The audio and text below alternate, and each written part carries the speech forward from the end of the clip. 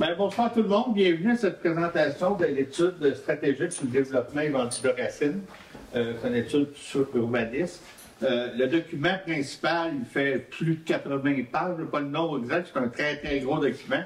Là, on en fait une synthèse. C'est Andréane Leduc, notre spécialiste en urbanisme, qui va vous le présenter ce soir. À partir de demain, peut-être pas 8 heures, mais donnez-nous un peu de temps. Demain matin, on va mettre le gros document disponible sur le site web de la municipalité. Vous pouvez le regarder pendant votre congé de Pâques. Et là, ce soir, on fait un résumé. On va prendre on prend les questions à la fin ou comment tu veux fonctionner, Andréane? Au fur et à mesure, je pense. Au fur et à mesure. Fait que je vais laisser place à Andréane de vous présenter ça. Et merci d'avoir accepté. Donc, comme Marie l'a dit, c'est un document qui a été préparé par une firme externe, la firme Enclume, qui est une firme d'urbanisme.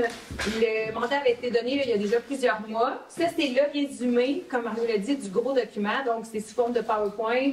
On y va par diapositive. Si vous avez des questions, interrompez au fur et à mesure. Je pense que ça va être plus facile de répondre s'il y a quoi que ce soit. Donc, c'est ça. Ça s'appelle une étude de planification stratégique de développement. En gros, ça donne des orientations de ce que la municipalité, vers où elle pourrait se diriger. Tu sais, c'est pas des points pointus, là, c'est des grandes orientations plus pour permettre de planifier dans le développement. Donc, la démarche qui a été faite par la firme en question, qui a été mandatée. Donc, en 4 étapes, au début, il y a eu le démarrage, bien sûr, les rencontres avec les gens de la municipalité, le conseil, l'administration et une visite terrain. Toute cette étude-là se centralise vraiment sur le périmètre d'urbanisation. Ça ne touche pas l'ensemble de la municipalité, ça touche vraiment le périmètre d'urbanisation. Donc, le village, jusqu'à la sortie, dans le fond, quand on commence à monter la côte, vers la 243 à la sortie du village, puis à peu près où la grande ligne, là, pour situer le périmètre d'urbanisation. Le portrait diagnostique, ensuite, la deuxième étape. Donc, eux sont partis avec plein de documents de la municipalité, entre autres le plan d'urbanisme, la réglementation actuelle, et toutes les informations de terrain qu'ils ont recueillies. Puis, ils sont allés faire un portrait diagnostic de ce qu'est Racine actuellement. Et ensuite, il y a eu le plan stratégique. Il y a un sondage qui a été envoyé sur nos médias sociaux, entre autres à la population. On a eu plusieurs réponses. Le même sondage a été proposé à tous les membres du conseil. Donc, c'était des petites questions là, sur Racine. Il y a eu l'atelier de co-création avec les membres du conseil et les membres du CCU. Ensuite, c'est ça, eux, ils ont élaboré le plan stratégique. Puis là, en 4, le plan d'action. Dans le fond, c'est ce que je vous présente ce soir. C'est les fiches avec des actions et selon la priorisation de chacune d'entre elles. Donc, le plan stratégique. Ils ont élaboré une vision d'ensemble. Donc, Racine est un village accueillant par nature qui a à cœur le bien-être de ses citoyens et des visiteurs. Porte d'entrée du futur agrandissement du parc du Mont-Feu, la municipalité accueille une communauté dynamique, unique et impliquée. Riche et fière de son patrimoine naturel, culturel, social, agricole et touristique, Racine a trouvé son équilibre entre l'ambiance paisible du village et ses attraits touristiques. Donc ça, c'est comme la vision globale de la chose. Ensuite, pour le portrait diagnostic, ils sont allés sous forme de forces et faiblesses, d'opportunités et menaces, là, on pourrait dire limites, plutôt que menaces. Là. Mais au niveau des forces, dans le fond, c'est la localisation privilégiée de la municipalité, la présence de BRP, là, qui est un bassin important d'emploi, l'environnement de qualité, le dynamisme du marché locavore du samedi, l'engagement de la population dans le milieu, la complémentarité avec la ville de Valcourt au niveau de plusieurs services, commerces et tout ça là, qui vient compléter ce que nous, on offre ici à Racine. Puis ensuite, au niveau des faiblesses, il y avait le besoin de rénovation de certaines propriétés, la capacité limitée des infrastructures. On parle des infrastructures municipales du village, donc eau potable, eau usée. Ça limite là, de capacité, donc ça peut aussi orienter les choix de la municipalité. La gestion du stationnement du samedi lors du marché. Les enjeux de sécurité routière, un peu liés aussi au trafic de BRP, là, le grand centre d'emploi, mais qui amène aussi du trafic. Et aussi lors du marché le samedi, là, où on a beaucoup de gens. Le manque d'accès au ruisseau Brenda, la présence de nombreuses rues interrompues. Par rue interrompue, on veut dire des rues sans issue, là, des cul-de-sac. Le peu d'offres de restauration et de commerce, puis quelques incompatibilités entre le plan d'urbanisme et le règlement du zonage. Le plan d'urbanisme, on va y revenir plus tard, je vais juste vous faire un petit résumé tantôt de ce qu'est chaque chose. Puis ensuite, pour les opportunités, il y a le projet, dans le fond, du développement du parc du Mofford, la révision du schéma d'aménagement, je vais vous en parler en même temps là, que le plan d'urbanisme, la volonté de s'inscrire dans un programme municipalité Amis des aînés, Amis des familles, c'est déjà quelque chose qui est en cours, là, les élus qui travaillent déjà là-dessus. La demande en habitation pour les travailleurs, le potentiel de développer des activités lors de la tenue du marché, dans le fond, de profiter de la présence de beaucoup de personnes. La connexion des voies cyclables avec le parc du Mofford, du parc national. L'investissement prochain dans les infrastructures scolaires, donc la rénovation de l'école qui arrive prochainement. La présence de l'église dans le centre du village et la présence de terrains vacants et un potentiel de développement à l'intérieur du périmètre d'urbanisation. Et pour les menaces, les limites, là, le zonage permissif dans le périmètre d'urbanisation, ce qu'on veut dire par là, c'est que à certains endroits dans le village, on permet des usages qui sont parfois mixtes, puis peut-être que ce serait préférable de concentrer ce qui est résidentiel par rapport à ce qui est commercial, puis d'un peu s'assurer de la bonne cohabitation. Le manque de contrôle architectural dans le périmètre d'urbanisation. Actuellement, à Racine, on n'a pas de limite architecturale. Là. Il y a les grandes lignes du règlement, mais on n'impose pas de PIIA nulle part là, dans la municipalité, donc c'est plutôt libre. Le nombre limité des terrains appartenant à la municipalité. La fermeture de l'offre potentielle de restaurants. Bon, celle-là, quand ils ont commencé l'étude, la Girouette était en vente, puis il y avait des pourparlers que ça fermerait, mais là, je pense pas que c'est d'actualité. Le faible rythme de développement industriel, donc l'arrivée de nouvelles industries qui est limitée, et la tension entre le potentiel de développement et le caractère villageois. Donc, de ça sont sorties 5 grandes orientations vers où la municipalité devrait se diriger, pourrait, on pourrait dire, se diriger. Donc, pour chacune des grandes orientations, il va y avoir des actions qui sont proposées par la firme. Je ne les passerai pas là, on va les revoir une à une après. Donc, l'orientation 1, c'est renforcer la convivialité du cœur villageois en améliorant notamment les services aux citoyens. Donc, l'objectif, ce serait de consolider le noyau villageois, d'accroître la qualité de l'architecture, d'assurer la sécurité des citoyens et d'aménager un cœur villageois pour tous. Pour répondre à ces objectifs-là, les actions qui sont proposées sont les suivantes. Entre autres, la première action qui est le programme particulier d'urbanisme, de mettre en place un PPU, qui est un outil urbanistique pour gérer le territoire. On nous propose, dans le fond, d'utiliser ça, puis je vais passer à la suivante pour vous expliquer comment ça fonctionne. Dans le fond, au niveau de la MRC, il y a le schéma d'aménagement qui donne les grandes orientations de l'ensemble de la MRC et qui s'assure qu'on soit conforme aux exigences du ministère. Et ensuite, nous, au niveau municipal, ce qu'on est obligé de faire, c'est un plan d'urbanisme où on a les grandes lignes d'orientation de ce que la municipalité voit dans le futur. Là, on peut être projeté. Nous, le schéma d'aménagement est en train d'être révisé. Dans le fond, il devrait être déposé en 2025 par la MRC. Suite à quoi, nous, on devra faire un nouveau plan d'urbanisme pour la municipalité. Donc, tout ça, ça s'en vient. La démarche qu'on a ici pour Enclume, ça s'inscrit là-dedans, dans les orientations qu'on va prendre pour le futur plan d'urbanisme qui arrive.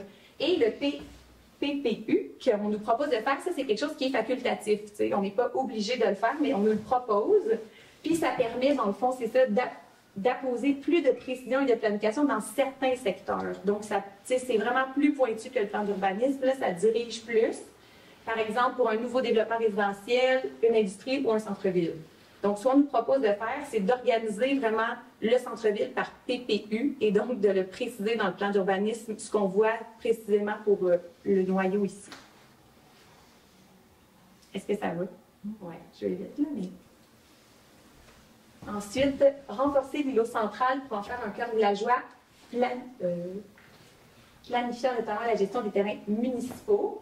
Donc, on voit ici sur la petite carte, là, on parle principalement entre la rue Lamarche, la rue de l'Église, la 222 et la rue de la Rivière, là, qui est comme le noyau où c'est plus les utilités publiques, les parcs, l'école, le centre communautaire, tout ça, situé dans ce noyau-là. Donc, de planifier l'aménagement de ces terrains-là, d'améliorer les espaces publics, de créer une ambiance villageoise et de valoriser l'utilisation de chacun des terrains qui appartient à la municipalité. On n'en a pas, ils ne sont pas tous municipaux, mais principalement dans ce petit carré-là, il y a plusieurs terrains qui appartiennent à la municipalité. Donc, les étapes, c'est sûr que ce serait d'évaluer le déménagement du garage municipal, principalement, qui est au cœur des parcs, là, on pourrait dire, et qui n'est pas nécessairement dans le bon usage. Ça, c'est un projet qui est déjà entamé quand même par le conseil là, au niveau de postuler pour des subventions puis de permettre le déménagement, de réaliser un plan directeur des parcs, tenir des consultations publiques, bien sûr, pour voir l'opinion des gens, faire un plan directeur de l'îlot central, mettre en place le processus de droit de préemption pour certains terrains stratégiques qui est déjà aussi qui a déjà été fait pour des terrains principalement localisés vraiment au secteur des parcs. La municipalité a déjà fait. Le droit de préemption, est-ce que ça va? Oui, parfait. Et de mettre en œuvre les actions, bien sûr, du plan directeur. Donc ça, ce serait pour l'îlot central, la direction. En action 3, appuyer la rénovation de l'ancien presbytère, qui est toujours dans le même secteur. Ça aussi, ça a déjà été quand même bien entamé par la municipalité. Là. Il y a eu le règlement de citation pour le bâtiment qui a été déposé. Et donc, ça encadre les travaux de rénovation pour préserver l'architecture de ce bâtiment-là. On nous propose bien sûr de faire le lien avec les propriétaires de la Maison de la Culture. Il y a ces étapes-là ont déjà été faites, là, mais aussi de concevoir un plan de conservation pour les orientations de ce bâtiment-là, puis de favoriser certaines étapes. C'est sûr que pour la réussite, c'est un bâtiment qui n'est pas municipal, donc c'est de la collaboration avec la municipalité, de demander, nous, les subventions dont la municipalité a accès, d'aller les chercher par notre intermédiaire. L'action 4, bonifier les aménagements cyclistes du cœur villageois et connecter le cœur villageois à l'agrandissement du parc du Mofford. Donc, profiter de l'agrandissement du parc national pour améliorer les aménagements cyclistes, profiter de la présence de la piste de motoneige et de VTT qui permet un lien déjà avec le lac Brompton, et profiter de la présence des cyclistes dans la municipalité pour faire la promotion des attraits sur le territoire. Ça aussi, c'est un projet qui est déjà bien entamé. Là. Les pistes cyclables sont principalement gérées, on pourrait dire, là, par la MRC, pris en charge. La municipalité a déjà fait des demandes, puis le parc du Mofford va faire déjà des aménagements cyclistes. Donc, la municipalité s'assure de la collaboration entre chacune des parties pour qu'il y ait vraiment une connexion cyclable entre le village et le lac, là, on pourrait dire, là, le secteur plus du lac Brompton. Peut-être juste ajouter pour la piste cyclable, je me suis impliqué pas mal. Ouais, comme Adrienne disait, premièrement, il y a 2 étapes. La première étape qui va se faire probablement à l'automne, c'est de remettre à niveau la piste cyclable Racine-Valcourt. Je ne sais pas ceux qui sont allés là, mais ça a l'air de rien, c'est 880 000. Ça fait que, on est en train de ramasser subventions, les demandes sont faites, les réponses ne sont pas toutes arrivées. Mais la première étape, avant de faire d'autres choses, il va falloir mettre ça comme il faut. Fait que je pense que c'est correct. Après ça, le gros projet pour la MRC, le développement en vélo, c'est Racine-Lac-Brompton. C'est inscrit, c'est déjà ça. 26, 27, 28, peut-être 28. C'est des choses qui sont longues. Il faut avoir des accords avec les propriétaires et tout. Mais on pourrait descendre au lac Brompton. À ce moment-là, on va rejoindre la future piste cyclable qui va être du lac Brompton à Eastman. Puis moi, je travaille aussi avec mon cas de skidoo, là, avec la municipalité d'Eastman pour prendre le chemin Cartoon qu'on utilise l'hiver, pour l'améliorer, pour pouvoir en faire une voie cyclable l'été. Ça, ils ont bien aimé le projet, on fera ça ensemble. Puis là, à ce moment-là, on va rejoindre Bon Secours. Fait que là, on vient de voir que ça fait une boucle de 70 km. Racine, Lac Brompton, Eastman, Bon Secours. Là, ça revient à Lawrenceville, puis Valcourt, tu fais le tour. Ce serait un très, très, très beau circuit. J'ai réussi à passer l'idée à tout le monde, je la trouve très bonne. Il faut le faire, ça prend l'argent, ça va prendre le temps, mais c'est un projet là, moi, qui me tient à cœur, puis c'est ça, on le suit, mais c'est sûr que si demain matin on avait l'argent pour le faire, bing, bang, boom, ça se ferait, mais au moins si c'est inscrit, c'est un projet. Même je te dirais merci que quand on parle de vélo, je trouve qu'on parle gros de Racine. C'est parce qu'il y a 2 projets, il y a de rénover celle-là et de faire l'autre. C'est les 2 plus gros projets. Ben, qu'est-ce que je fasse, moi, emmener ça. Ça a une question? Oui, vous parlez d'utiliser les pistes de VTT, mais on ne peut pas faire du vélo sur des pistes de VTT. C'est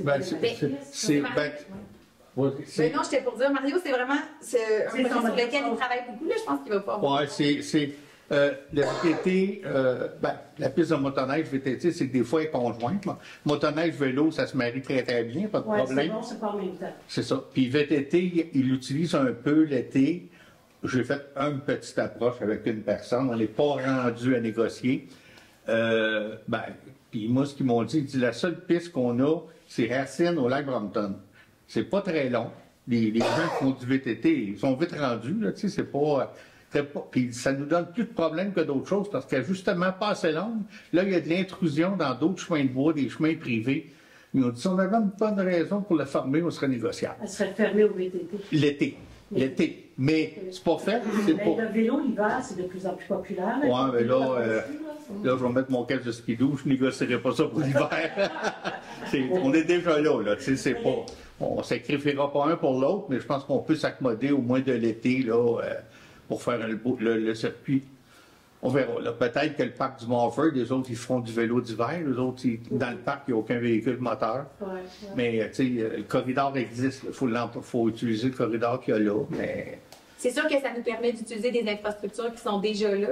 Fait que le projet est de plus petite envergure. C'est sûr, si on utilise des pistes qui sont utilisées pour autre chose aussi, ça devient plus accessible. Puis c'est vraiment une question, là, tu sais, pour ce qui est de ça, c'est un projet qui est déjà bien entamé, puis tout ça, mais tu sais, pour l'orientation, c'est vraiment de favoriser une boucle peut-être cyclable qui passe par Racine, tu sais, peu importe, là on parle ici de la piste de VTT parce que c'est quelque chose qui a été abordé, là, mais c'est que dans les orientations de la municipalité, ben, de favoriser une boucle qui passe par Racine, tu sais, c'est sûr, parce que là on est comme la fin de la piste cyclable, la cantonnière, là, celle qui est comme, nous on est au bout, fait que c'est sûr que de pouvoir la continuer, tu sais, puis que ça fasse un circuit, ça serait bien pour la municipalité, là. Oui, puis les infrastructures, c'est important, qui sont déjà là, ne sont pas cyclables comme telles, parce que nous autres, on y va quand il y a de la neige, mais tout ce circuit-là, je l'ai tout fait en pick-up. Celui-là, il est plus neuf, j'attendrai un peu, mais parce qu'il y a de la branche et tout, mais le fond et tout, c'est pas si pire. On n'a pas à rentrer dans le bois, à arracher des souches, puis on part de quelque chose. Il faut l'améliorer pour le vélo, mais c'est ça qui est l'idée aussi. Oui. Mais c'est ça, comme je dis, ça, c'est des grandes orientations. C'est un projet qu'on aimerait. Est-ce que oui ou non, ça passerait par la piste de VTT? Est-ce que, quelle trajectoire ça prendrait? On ne le sait pas, mais c'est sûr que la municipalité favoriserait, peu importe dans quelle direction, là, que ça passe par ici.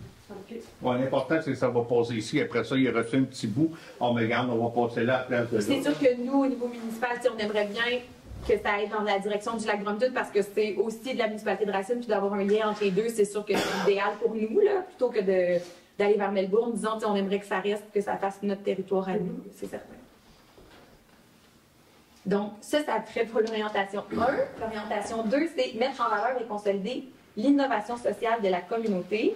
Puis là, il n'y a pas d'actions qui sont proposées dans le PowerPoint, mais dans le document qui sera disponible là, demain sur Internet, là, il va y avoir des actions. Il était moins prioritaire là, selon le rapport. Donc, là, pour aujourd'hui, on a juste encouragé et appuyé le dynamisme communautaire local. Donc, favoriser l'implication citoyenne, puis tout ça, là, c'est sûr que c'est presque évident, là, mais ça serait ça pour cette orientation. C'est quoi les actions par rapport à ça? C'est ça, il était comme pas prioritaire, ils vont être sur le gros document qui est disponible, là. Je vais finir ça, puis peut-être que tu vas dire que ça recoupe, là, parce qu'il y a d'autres orientations qui, moi, je trouve, viennent en lien avec celle-là, mais... Donc, l'orientation 3, mettre en place les conditions gagnantes pour accueillir adéquatement de nouveaux ménages. Donc, l'objectif, ce serait d'assurer la viabilité des services. Donc, ce qu'on a déjà en place, là, les services qu'on a, de s'assurer que ça perdure, puis de mettre les outils en place là, pour les favoriser. Faciliter la construction de nouveaux logements. Encourager la construction de logements écologiques et faciliter l'intégration de nouveaux ménages. Donc, ça va pas mal tous ensemble. C'est sûr que c'est principalement au niveau du règlement de favoriser l'implantation de logements, le lotissement des terrains, de rendre accessibles les terrains qui restent là, dans la municipalité, dans le noyau villageois. On a, oui. Oui, c'est ça, les terrains qui restent, là, il y en a plus tant que ça quand on veut dans le village. Là, On va les voir sur la carte, là, c'est ça. Puis je peux peut-être. Ça. Oh, c'est la prochaine. T'sais, on a comme cette carte-là, après je vais revenir, là, mais si je peux vous la montrer tout de suite. En fond, ça, c'est vraiment le périmètre d'urbanisation, ce qui est comme en couleur au centre. Là. Ici, c'est le dépanneur, donc 243, 222. T'sais, on a quand même de la zone blanche. Sur ça, ici, on ne le voit pas, mais ce secteur-là, c'est la zone industrielle. Ici, c'est plutôt milieu humide, là, beaucoup, là, comme en arrière là. Mais il nous reste quand même un bon territoire ici qui pourrait développer. Puis c'est sûr qu'il y a le secteur de la Grande Ligne qui est qui fait partie du périmètre d'urbanisation au schéma d'aménagement et donc qui est de la zone blanche. C'est quand même un grand secteur. Là, si en visualisant, on constate qu'on a encore quand même un potentiel de développement dans ce coin-là. Je vais revenir. Bon, ça, c'est ce qu'on avait vu. Donc, à l'action 1, modifier la réglementation pour favoriser les projets d'habitation variés permettant une densification adaptée au milieu. Donc, c'est sûr que c'est répondre aux besoins et aux aspirations de la communauté locale, puis intégrer les considérations actuelles en ce qui a trait au volet social. Il y a la pénurie de logement là, qui est vraie partout. Donc, c'est sûr que de permettre une densification supplémentaire, bien, ça accueille plus de familles, plus de ménages dans Racine. Donc, c'est le règlement qui permet ça, là, de permettre les jumelés, les maisons en rangée, les multiplex. C'est sûr que ça augmente la densification, puis ce serait peut-être quelque chose vers quoi eux nous tendent, nous orientent pour permettre de plus de ménages de s'installer. Puis, tu sais, toujours, là, ici, ils ramènent le PPU, dans le fond, qui est vraiment spécifique, qui fait qu'il y aurait une densification qui pourrait être augmentée pour spécifiquement une portion du territoire, sans dire qu'on le fait partout, tu sais, qu'on garde ce qu'on a déjà, puis que dans les nouvelles portions où on ajoute dans une portion existante, on permet de densifier plus. Là, ce serait vraiment avec le PPU qu'on pourrait aller voir ça. Donc, ça, c'est la carte qu'on a vue tout à l'heure. Eux, ce qu'ils proposaient, c'est de permettre, tu sais, ça, c'est comme le coin de la rue... de la voie ferrée, oui, c'est ça, de la voie ferrée. Donc, dans ce secteur-là, tu sais, d'y aller plus avec, de permettre justement de la densification supplémentaire, tu sais, des multiplex, des maisons en rangée. Dans la même chose dans le secteur de la grande ligne là, qui nous reste à développer. Puis dans le secteur ici, là, qui, ben, je ne sais pas si on dit la grande ligne, mais tu sais, dans le secteur de l'Arrière-au-Bois, le secteur qui reste ici. C'est ça. Il faut réaliser aussi que les chemins, les terrains qui donnent sur grande ligne, ils sont vraiment proches du village. C'est pas, quand on voit du bois, on pense qu'on est rendu loin, mais on n'est pas si loin. Oui, puis selon le schéma d'aménagement et le plan d'urbanisme actuel, là, que je vous dis que tout ça sera révisé, mais même il en fait partie. Là, il fait partie du périmètre d'urbanisation de Racine. Là, même si pour nous, ce sont encore des terrains vacants, là, il fait vraiment partie. Puis c'est sûr qu'eux favorisaient aussi un lien direct entre ce secteur à développer là et le noyau villageois, justement de le faire sentir inclus. Là. Action 2, élaborer une stratégie de développement pour développer un écoquartier le long de la grande ligne. Bon, ben c'est sûr que c'est le secteur principal qui reste à développer, donc les actions se trouvent principalement là. Puis eux proposaient d'offrir des logements plus de type écoquartier. Écoquartier, le terme, là, j'ai fait une recherche avec la demande de M. Fontaine. Non, mais c'est un terme un peu général qu'on peut adapter à la façon dont la municipalité le souhaite. C'est juste que c'est de tendre vers justement une densification augmentée, favoriser un lien piétonnier, cyclable, puis une vie plus de quartier écologique, là, on a envie de dire, là, mais d'avoir des normes plus sévères pour les bâtiments, puis tout ça. Mais c'est vraiment au choix de la municipalité de l'indiquer comme il veut. C'est un terme assez large. Et donc, dans ces étapes-là, je pense que c'était pas mal... Pardon, je le lis en même temps que vous, mais ça faisait le tour, là, faire l'acquisition, l'aliénation d'emprise plus rapide pour le secteur, c'est ça, de favoriser un lien piétonnier ou cyclable entre le secteur, là, comme je disais, pour qu'ils se sentent inclus dans le village, de faire une analyse urbaine, d'évaluer les types et modèles de développement privilégiés, puis de mettre les droits de préemption là, aux endroits où c'est nécessaire, comme il le disait pour le noyau villageois. La petite question, maintenant, de la grande ligne, ouais. C'est tout vendu, tous les terrains que vous avez... Sont privés, c'est ça que je veux dire. C'est à peu près 1250 pieds de profond, je pense. Oui. C'est ça. Mais de prévoir ce qui va arriver de ces terrains-là, même s'ils ne sont pas municipaux, la réglementation est là pour orienter justement quand ce sera à vendre ou quand ce sera vendu, ce qui sera permis de faire sur ces terrains-là. C'est de diriger le développement de la façon dont le conseil et que ce soit favorable pour la majorité de la municipalité. Quand on parle de la grande ligne, on parle de la grande ligne? Bien, on parle le secteur village, du périmètre d'urbanisation, là. Bon, oui. Fait que c'est comme ce petit bout-là, ça c'est le secteur du périmètre d'urbanisation, puis c'est sûr que les grands terrains ici, mais vous, M. Fontaine, c'est de ceux-là que vous parliez, là. C'est parce que ceux-là sont bâtis, mais oui, ils sont tous privés. Mais tu sais, l'urbanisme dans la municipalité, c'est ça que ça sert, là, même. On a tous des propriétés privées, ça sert à diriger le développement, dans le fond. Fait que d'augmenter, de permettre une densification supplémentaire dans ce secteur-là, ben ça fait qu'on favorise qu'il y ait plus de logements.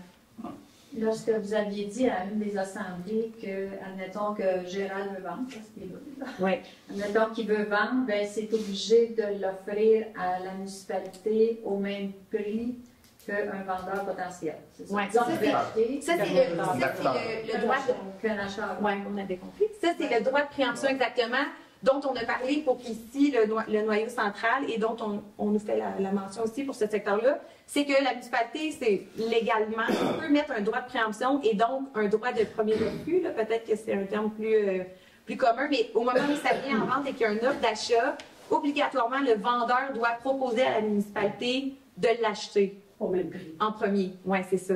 Au même prix qu'un acheteur. Que l'offre d'achat qui a été déposée. Le vendeur ne perd pas d'argent.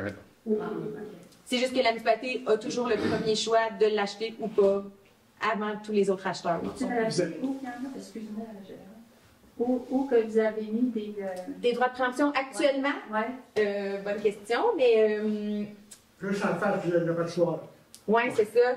Mais on a un sur le secteur, c'est ça. En face ici, on a sur le terrain entre le garage municipal et la plateforme multifonctionnelle, la maison mobile. On en a au coin chez Clément Bombardier. De la marche aussi, et la du 20. Le terrain qui est vacant, là, à côté de M. Roussin, en face des garages à Sébastien-Fontaine. Le petit terrain sur le coin. OK. Mais Il est vendu. il est vendu. Oui, le droit de préemption a été mis après. Oui, c'est ça, exact, c'est ça. Mais ça, tous les propriétaires de terrain dont il y a eu un droit de préemption, tu sais, obligatoirement par la procédure, ont reçu une lettre officielle puis sont au courant de ça. Ça limite pas leur vente, là, tu sais, ils peuvent toujours mettre en vente, c'est juste que c'est sûr qu'ils doivent le proposer à la municipalité au moment où ils ont un offre d'achat. On imagine, on réfléchit à en mettre d'autres. Oui, bien, c'est proposé de le faire aussi, là, c'est ça. C'est les orientations de la municipalité. C'est ce qu'on présente aujourd'hui, c'est ça, c'est d'y aller avec un droit de préemption qui permettrait à la municipalité de diriger, c'est ça, de diriger le développement, là. Ce qui a été oublié quelques années. C'est ça. Exact, c'est ça qu'on a Dans fait. Grande il n'y en a pas un qui a un droit, comme c'est là. C'est ça? Pas pour l'instant. Pour l'instant. Pas pour Exact. l'instant, ok. Parce que dans le fond, si on le regarde là, avec ce recul, ils se projettent dans le futur de la municipalité dans 5 ans, dans 10 ans, dans 15 ans. Ce serait malheureux de voir, je ne sais pas, là, de voir sur un de ces grands terrains-là, une maison construite là, une belle grosse maison, c'est correct, là. Mais quand il pourrait avoir une rue avec plus de densification collée sur la municipalité, qui pourrait avoir des services et tout, tu sais, parce que des périmètres blancs, urbains, c'est ça, le reste n'a pas tant, là. Tu sais, mais ça peut prendre 15 ans avant que ça soit rempli, ça se peut, là. Mais il faut le penser dans ce sens-là. Ben, d'accord. Mais c'est ça, ouais. Mais le droit de préemption, tu sais, c'est comme je dis, là, ça limite pas le droit à la personne de vendre son terrain. Là. C'est vraiment pas ça le Mais il n'y a pas d'action précise de mise pour ça. Il y a une intention, disons, de développer ça, mais les intentions de ça de la municipalité sont quoi? Bien, en fait, non, c'est ça. Il n'y a rien de précis de décider. Pour C'est ça. l'instant, c'est la première étape. C'est ça. Il y aura des étapes subséquentes à la lumière de l'analyse qu'on va faire de ce document-là et qui va nous donner des grandes orientations pour des actions à prendre plus tard. La procédure, là, si je peux dire ça comme ça, c'est justement le schéma d'aménagement qui sera déposé. Et nous, notre plan d'urbanisme, le plan d'urbanisme, c'est exactement ça, les grandes orientations qui dirigent, eux, les règlements de zonage. Et donc, il faut passer par toutes les étapes. Pour le plan d'urbanisme, ben, il faut nécessairement faire des travaux comme celui-là d'analyse puis d'observation de ce qui est déjà sur place puis de vers où on veut se diriger. Fait que ça, c'est comme une des étapes pour peaufiner le prochain plan d'urbanisme. Mais non, il n'y a pas d'action précise là, pour l'instant qui a été prise dans ce sens-là. Avez-vous un petit commentaire? Ça va très bien.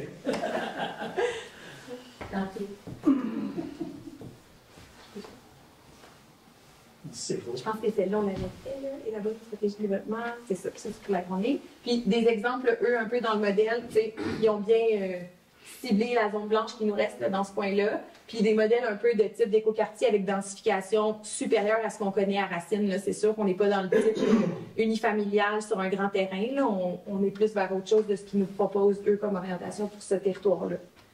ça ne tient pas compte comment dire ça, des conditions d'intérêt actuellement. Qu'est-ce que vous voulez dire? Parce qu'on sait qu'il y a beaucoup de terrains qui sont affectés dans la zone-là par le milieu vide. Ouais, c'est ça. Oui, mais pas tant que ça, M. Desmarais. Je sais que le vôtre, mais tu sais, on a comme tout ce grand secteur-là, là, presque pas, pour de vrai. Fait que, effectivement, que les milieux humides font partie de la réalité, là, puis les développements doivent se faire autour d'eux. Tu sais, la règle est la même pour tout le monde, là. On peut pas aller dans les milieux humides, sauf que c'est pas, tu sais, l'autre secteur que j'ai montré tout à l'heure, là, qui est comme au bout du boulevard industriel, ça, c'est vraiment un secteur qui est presque 100% en milieu humide, là, qui ne permet pas beaucoup de développement, mais ce secteur-là a vraiment de la place au développement, ça, c'est sûr, là, même avec les milieux humides qui sont présents. Oui, mais reste quand même quand on a ça comme fonction des terrains, condition des terrains, ça veut dire qu'on travaille peut-être pour rien, à ce moment-là. Qu'est-ce que vous voulez dire? Bien, des milieux humides, on sait qu'on ne peut pas faire.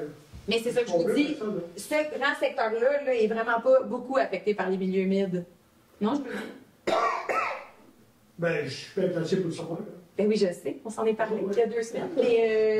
Mais oui, un petit secteur ici là, qui touche le vôtre principalement, mais tout celui-là, puis une grande partie ici là, qui ne sont pas affectés, tu sais. De prévoir justement une densification supplémentaire, tu sais, ça permet de concentrer plus de logements sur un plus petit territoire et d'arriver au même nombre de logements peut-être en conservant les milieux humides, tu sais, puis en les évitant. Fait que d'y aller dans ce sens-là, tu sais, c'est pas mauvais non plus. Là.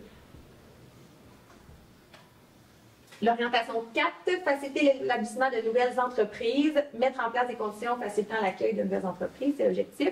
Donc, nécessairement d'ajuster le règlement de zonage, là, ça fait comme...